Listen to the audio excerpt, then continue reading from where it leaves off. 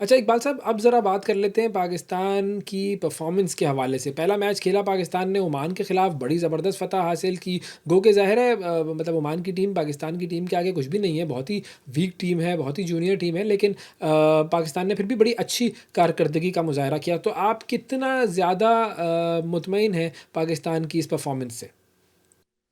देखिए ओवैस, अगर ground reality की बुनियाद पर बात की जाए, बीइंग अ पाकिस्तानी, मैं तो बड़ा खुश हूं कि 93 रन से हरा दिया। लेकिन जो खामियां नजर आई हैं पाकिस्तान और भारत का, अगर आप कंपैरिजन करें, पाकिस्तान की बैटिंग बड़ी कमजोर नजर आई है। पाकिस्तान के टॉप ऑर्डर बैट्समैन जो है वो नाकाम रहे पहली गेंद पर। अब आप देखें साइम अयूब जिस तरीके से स्ट्रोक खेलते हुए आउट हुए, और वो कहते हैं ना, कौवा चला हंस की चाल अपनी भूल गया। तो साइम अयूब तो बुनियादी तौर पर बैट्समैन है, उन्हें ऑलराउंडर बना दिया है, वो बॉलिंग करने लग जाते हैं। तो जिसकी वजह से वो अपनी की तवज्जो जो है अपनी बैटिंग पर से हट रही है। पाकिस्तान के 4-5 टॉप ऑर्डर बैट्समैन जो है वो उस तरह से परफॉर्म नहीं कर रहे, और उसकी बुनियादी वजह यही है कि बैटिंग ऑर्डर को शफल किया जा रहा है। अब आप देखें, जो उसके खिलाफ, ओमान के खिलाफ मैच हुआ, उसमें आपने मोहम्मद हारिस को ऊपर भेज दिया। आपने इनिंग्स तो ओपन कराई साहबजादा फरहान और साइम अयूब से, फखर रहमान जो वन डाउन आ रहे थे वो चौथे पे आ गए। फिर जो चौथे पे आते थे आपके हसन नवाज, वो छठे पे चले गए, सलमान अली आगा पांचवे पे आ गए। तो बैटिंग ऑर्डर को आप शफल कर रहे हैं, सेटल नहीं हो पा रहा। और ओमान के मुकाबले में भारत की टीम खासी मजबूत है। वो तो ओमान के फील्डर से आमिर कलीम से कैच छूट गया उसी ओवर में। साहबजादा फरहान का जो 85 रन की पार्टनरशिप हुई साहबजादा फरहान और हारिस के दरमियान, उसकी वजह से पाकिस्तान वापस आया। तो पाकिस्तान को अपनी खामियों पर तवज्जो देनी होगी। भारतीय टीम ज्यादा तजुर्बाकार है, ज्यादा मजबूत है, उनके बॉलर ज्यादा एक्सपीरियंस हैं, आईपीएल में खेलते हैं, इंटरनेशनल लेवल पर खेलते हैं। तो मैं समझता हूँ कि पाकिस्तान अपनी खामियों पर तवज्जो दे, बैटिंग ऑर्डर को सही करे। बॉलिंग तो निस्बतन बेहतर है पाकिस्तान की, लेकिन वो पाकिस्तान जो एक जमाने में फास्ट बॉलिंग के जरिए दुनिया भर के लिए मुश्किलात पैदा करता था, अब उस टीम में सिर्फ एक ही जेन्युइन फास्ट बॉलर है, शाहीन शाह अफरीदी। तो कहाँ गए फास्ट बॉलर जो इतने? नसीम शाह टीम से ड्रॉप है, हारिस राउफ को खिला नहीं रहे। तो बहुत सारी प्रॉब्लम तो हैं, लेकिन एक जज्बा, एक जोश होता है भारत के खिलाफ। और पाकिस्तानी टीम के बारे में वैस कहा जाता है अनप्रिडिक्टेबल टीम है। जिस तरह से 66 रन पर इन्होंने ट्राई नेशन सीरीज के फाइनल में अफगानिस्तान को आउट किया, लोग समझ रहे थे बड़ा कांटे का मुकाबला होगा, तो कुछ भी आप इनसे तवक्को कर सकते हैं। अच्छा इकबाल साहब, ये बताइएगा कि बाबर आज़म का और मोहम्मद रिजवान का टीम में ना होना, ये टीम पर किस तरह का असर डाल रहा है? देखिए, बाबर को तो मुझे लगता है कि जाती अना की भेंट चढ़ा दिया गया है। कुछ लोग सिलेक्शन कमेटी में ऐसे जो बाबर को पसंद नहीं करते, और माइक हैसन भी उनकी हाँ में हाँ मिला रहे हैं, क्योंकि वो कोचिंग के लिए आए हैं, 2 साल का कॉन्ट्रैक्ट है, डॉलर्स उन्हें मिल रहे हैं। तो वो कहते हैं कि मैं बोर्ड की पॉलिसी टो करूं। हालांकि बाबर जैसा बैट्समैन पाकिस्तान में, आप देखें 2015 में उसने डेब्यू किया था, मई 2015 में अपना वनडे डेब्यू मैंने कवर किया था गद्दाफी स्टेडियम लाहौर में वर्सेस जिम्बाब्वे।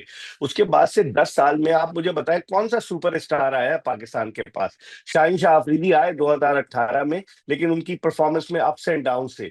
तो बाबर के साथ ज्यादती कर रहे हैं, एक तजुर्बाकार बैट्समैन की आपको जरूरत है। लेकिन जो माइक हैसन का फार्मूला है कि मार धाड़ करो, लगता है कि इंटेंट उन्होंने ये कह दी कि अग्रेसिव इंटेंट हो, तो अग्रेसिव इंटेंट अच्छी बॉलिंग के खिलाफ फल जाएगी।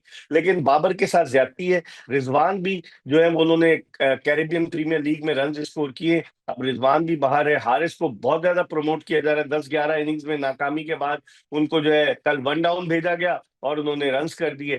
एक मैच में रन्स करने से, और जिस अंदाज से उन्होंने रन्स किए हैं कि निकल निकल के मार रहे हैं, अच्छी बॉलिंग के खिलाफ वो फंस जाएंगे। तो मेरे ख्याल में बाबर और रिजवान जैसे तजुर्बाकार खिलाड़ियों की कमी हमें शिद्दत से महसूस होगी। इकबाल साहब, ये बताइएगा, इंडियन टीम है उसके हवाले से बात कर लेते हैं। आपका तजर्बा क्या कहता है, आपका एनालिसिस क्या कहता है? इंडिया के कौन-कौन से खिलाड़ी ऐसे हैं जो कि आज पाकिस्तान के मैच में पाकिस्तान के ख़िलाफ़ जो हैं वो ज़रा अच्छी कारकर्दगी का मुज़ाहरा कर सकते हैं? वो जो प्लेयर्स टू वॉच होते हैं, वो कौन से हैं इंडिया के? देखिए वैसे अगर देखें आप, पाकिस्तान और इंडिया का जब भी मुकाबला हुआ बड़ा सख्त हुआ है, लेकिन इस मर्तबा वो विराट कोहली जो हमेशा फंस के पाकिस्तान के खिलाफ बैटिंग करता था, मैन ऑफ क्राइसिस था, वो टीम में नहीं है। रोहित शर्मा टीम में नहीं है, लेकिन उनके पास इतना टैलेंट है कि आप देखें, सूर्या कुमार यादव उनके कप्तान है, शुभमन गिल, शिवम दुबे बड़े जबरदस्त बैट्समैन है, अभिषेक नायर उनके ओपनर है, और उसके अलावा सैमसन, वो भी बड़े जबरदस्त है। उनकी टीम बड़ी तगड़ी है। फिर बॉलिंग में आप देखें, जसप्रीत बुमराह है, हार्दिक पांड्या है, हार्दिक पांड्या जब मैच खेलते हैं तो आपने देखा होगा कि उनके हाथ में जो घड़ी होती है वो 20 करोड़ रुपए उसकी भारतीय करेंसी में मालियत है, पाकिस्तानी तकरीबन 60 करोड़ रुपए की घड़ी है। और वो घड़ी दुनिया के 50 लोगों के लिए बनाई गई थी, सबसे पहले राफेल नडाल के लिए बनाई गई, जो टेनिस प्लेयर है। तो अब और हार्दिक पांड्या हमेशा पाकिस्तान के खिलाफ करते हैं। फिर उनकी बॉलिंग में कुलदीप यादव है, फिर उनके अलावा वरुण चक्रवर्ती है जो अबरार की तरह मिस्ट्री बॉलर है, फिर अक्षर पटेल है। तो उनकी बॉलिंग, उनकी बैटिंग काफी मजबूत नहीं। ये अलग बात है वो कलेक्ट कर जाए। शाहीन शाह अफरीदी का मैं देख रहा था रिकॉर्ड कि अपने पहले ही ओवर में वो विकेट लिए हैं उन्होंने, लेकिन अब भारत के खिलाफ क्या करते हैं देखना होगा। इसी मैदान पर आपको याद होगा वैस कि चैंपियंस ट्रॉफी में भारत ने पाकिस्तान को हराया था, जहां रोहित शर्मा और विराट कोहली मौजूद थे।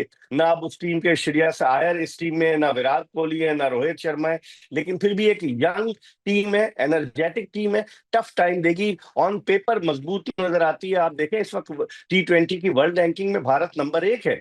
तो उसको देखते हुए मुझे लग का पल्ला भारी है, लेकिन पाकिस्तान के बारे में कहा जाता है अनप्रिडिक्टेबल टीम है, कभी हंसाती है तो कभी रुलाती है, तो कुछ पता नहीं है पाकिस्तान क्या कर जाए। अच्छा, ये आपने बड़ी इंटरेस्टिंग बात की कि भारत की जो टीम है वो नंबर वन टीम है, यंग टीम है लेकिन फिर भी नंबर वन टीम है। और हम ये देखते हैं कि वो बड़ा अच्छी परफॉर्मेंस के साथ जो है वो मैदान में उतरते हैं, बड़े कॉन्फिडेंस के साथ मैदान में उतरते हैं, बड़ा अच्छा गेम खेल रहे होते हैं। तो और पाकिस्तान की अगर हम बात करें तो पाकिस्तान में भी यंगस्टर्स हैं, लेकिन पाकिस्तान के यंगस्टर्स का मामला ये है कि वो स्टार तो बन जाते हैं, सुपरस्टार नहीं बन पाते, या कुछ ऐसा होता है कि जिसकी वजह से उनकी जो ग्रोथ है वो शायद रुक जाती है। वो इंडिया की टीम ऐसा क्या कर रही है, इंडिया का बोर्ड ऐसा क्या कर रहा है, क्यों उनकी जो यंग टीम है वो नंबर वन हो चुकी है और नंबर वन के तौर पर अच्छी कारकर्दगी दे रही है, क्या वजह है? एक तो कंसिस्टेंसी, मुस्तकिल मिजाजी की कमी है पाकिस्तान में। जिस तरीके से खिलाड़ी आते हैं चले जाते हैं, हमने आप देखे पिछले बरस कितने खिलाड़ी हमने आजमाए जो आए और चले गए। तो बहुत सारी चीजें हैं। और फिर वो लोग रेगुलर क्रिकेट खेलते हैं, फिर उनके यहाँ IPL है जो दुनिया भर की नंबर 1 लीग है। तो IPL की वजह से भी, और दुनिया भर के टॉप के क्रिकेटर्स जो है वो IPL में खेलते हैं, जिसकी वजह से उन खिलाड़ियों को उनके साथ खेलकर अपनी सलाहियतों को निखारने का मौका मिलता है। तो उसकी मेन रीजन यही है। और फिर माशी तौर पर बड़े वो जिसे कहना चाहिए कि खुशहाल हैं भारतीय क्रिकेटर्स के, उनको इतने पैसे मिलते हैं। जो पाकिस्तानी क्रिकेटर्स तो रोते रहते हैं कि हमें पैसे नहीं मिलते, लेकिन बहुत सारे फैक्टर हैं जिसकी वजह से टैलेंट बहुत ज्यादा है। फिर आप देखें 1.25 अरब की आबादी का मुल्क है, हर सूबे में उनके जो है वो क्रिकेट ही क्रिकेट है। तो मेरे ख्याल में उसकी बुनियादी वजह यही है IPL। और फिर उसके अलावा बुनियादी वजह ये भी है कि उनके खिलाड़ियों को पैसे अच्छे मिलते हैं और दुनिया के टॉप क्रिकेटर्स के साथ खेलते हैं, जिसकी वजह से उनकी परफॉर्मेंस और बेहतर होती है।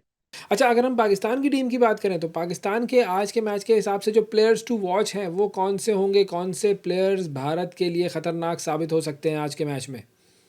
देखिए, हमारी अगर स्ट्रेंथ की आप बात करें, एक तो फखर जमान मोस्ट सीजन कैंपेनर, सबसे तजुर्बाकार खिलाड़ी, रन स्कोर कर रहा है, उस पर सबकी नजरें होंगी। एक तो फखर जमान हमारे लिए बड़ा इंपॉर्टेंट है। दूसरे, जिस तरह की परफॉर्मेंस मोहम्मद नवाज ने दी है, ऑलराउंड कारकर्दगी, वो दो इंपॉर्टेंट प्लेयर्स हैं। फिर डिपेंड करता है, मोहम्मद हारिस ने कल जिस तरह से बैटिंग की, वो लग रहा था कि निकल निकल के मार रहा है। बॉलिंग ना तजुर्बाकार थी, कमजोर थी। भारतीय टीम होमवर्क करके आएगी कि मोहम्मद हारिस, क्योंकि वो सर्किल का फायदा उठाने की कोशिश करते हैं, 1 डाउन आया तो भारतीय टीम उस पर नजर रखेगी। उसके अलावा अगर आप परफॉर्मेंस वाइज देखें, रहीम शाह अफरीदी से बात वाबस्ता है हमेशा।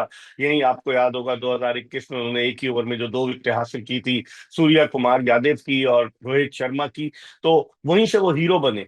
तो अब यही 2-3 प्लेयर्स ऐसे हैं कि जिनसे बहुत तवक्कुआत वाबस्ता है। कप्तान सलमान अली आगा ने पहले ही मैच में ट्राई नेशन के रन्स किए थे, उसके बाद रन्स ही नहीं हो। उनके अलावा साइम अयूब बॉलिंग बजाय बैटिंग की तरफ ध्यान देने के, साहबजादा फरहान छोटी छोटी इनिंग्स खेल रहे हैं, इतने इफेक्टिव साबित नहीं हो रहे।